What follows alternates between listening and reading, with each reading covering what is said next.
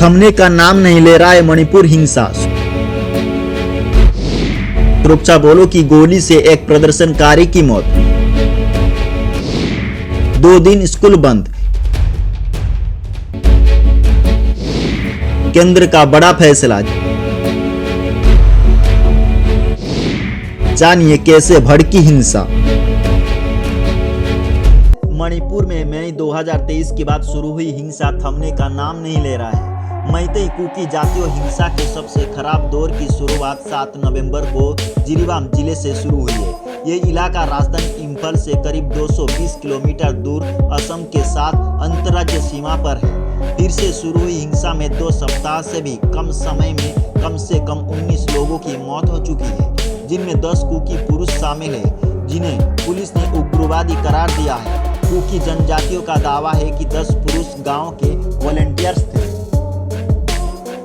वहीं आपको बता दें कि जिरीबाम जिला मणिपुर के लिए लाइफलाइन है। यहां से एक राष्ट्रीय राजमार्ग भी गुजरता है। जून तक 1 साल से अधिक समय तक ये इलाका पूरी तरह से हिंसा मुक्त था, लेकिन एक कुकी किशोर का शव नदी में पाए जाने पर यहां भी हालात पूरी तरह से बदल गए। जिरीबाम में संदिग्ध कुकी उग्रवादियों द्वारा एक मैतेई परिवार की 6 सदस्य की जघन्य हत्या हिंसा के उस चक्र का हिस्सा है, जिससे 7 नवंबर को फिर से मणिपुर में हिंसा भड़की, जब जिरीबाम के जेरबान गांव में संदिग्ध मैतेई उग्रवादियों द्वारा हमार जनजाति की एक महिला, जो 3 छोटे बच्चे की मां और स्कूल शिक्षिका थी, उसके साथ कथित तौर पर बलात्कार किया गया। उसके पैर में गोली मारी गई और उसकी हत्या कर दी गई। फिर उसे आग के हवाले कर दिया गया।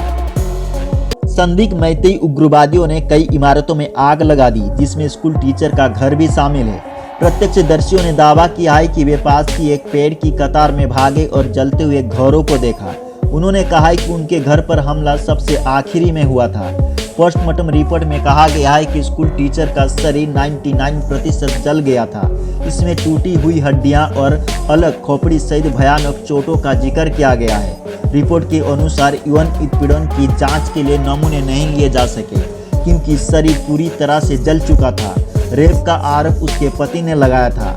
ITLF और अन्य कुकी नागरिक समाज के समूह ने आरोप लगाया है कि 7 नवंबर की रात हमले में मैतेई सशस्त्र समूह अरम्बई टंगलो यानी कि AT शामिल था।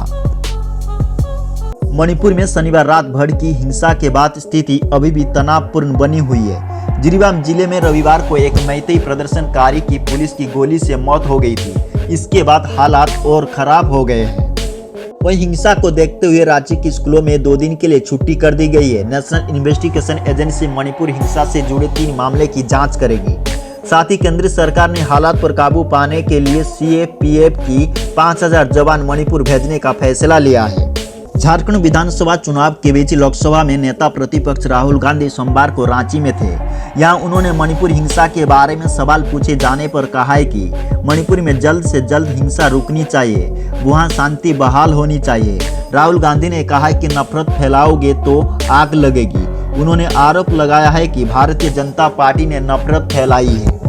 साथ ही राहुल गांधी ने सत्ताधारी दल भाजपा और केंद्रीय गृह मंत्री अमित शाह पर गंभीर आरोप लगाए। उन्होंने कहा है कि 1.5 साल से मणिपुर जल रहा है। प्रधानमंत्री आज तक वहां नहीं गए। मैं वहां गया हूं, मैंने वहां के हालात को देखा है। कांग्रेस के शीर्ष नेता राहुल गांधी ने कहा है कि मणिपुर हिंसा के पीछे किसी का स्वार्थ छिपा हो सकता है।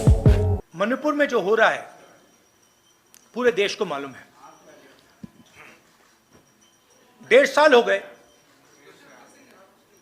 1.5 साल हो गए मणिपुर हिंदुस्तान का स्टेट है, मगर प्रधानमंत्री आज तक मणिपुर नहीं गए हैं।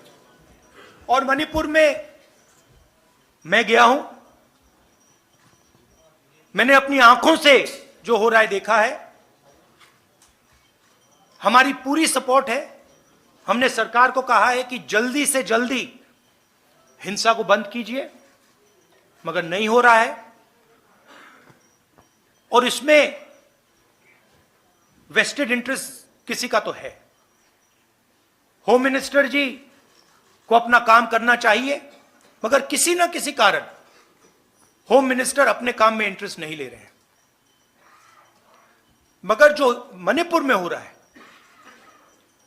पूरा देश जानता है बिल्कुल गलत हो रहा है और हिंसा को एकदम वहां पे बंद होना चाहिए।